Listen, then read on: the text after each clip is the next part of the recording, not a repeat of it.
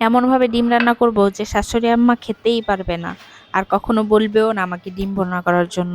আসসালামু আলাইকুম। কি বললাম? এটা কি সত্যি বা মনের কথা? একদমই না। কেউ যদি আমাকে কিছু বলে আর কেউ যদি আমার কোনো রান্না পছন্দ করে, আমার মনের খুশিতে আমি আরো রান্না করতে যাই, কারণ একার জন্য কোনো কিছু খেতে ভালো লাগে না। যদি 2-3 জন মিলে খাওয়া যায় এটা আরো বেশি মজা হয়। তো রাত্রে একটু তরকারি কম ছিল, মা বললো 2টা ডিম ভুনা করো দুজনের জন্য।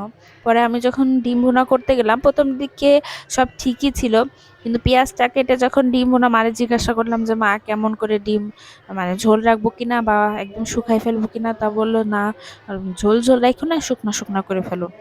তো আমি পেঁয়াজ কেটে রান্না করা শুরু করে দিলাম। তো প্রথমের দিকে বুঝতেছিলাম না, ঠিকই ছিল সবকিছু। যখন মশলাটা কমে আসতেছিল, মানে পানিটা শুকায় আসতেছিল, তখন দেখলাম একদম কালো হয়ে যাচ্ছে।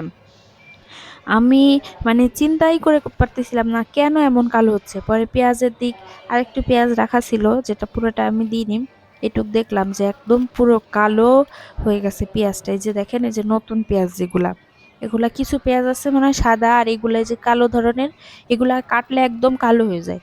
এগুলা তরকারি টরকারি রান্না করলে এত বোঝা যায় না, কিন্তু যদি ভুনা টুনা করা হয় একদম কালো হয়ে যাবে। মানে আমি লজ্জায় আমি কিভাবে এটা মার সামনে দিব, নিজেরও তো খেতে কি একটা অবস্থা।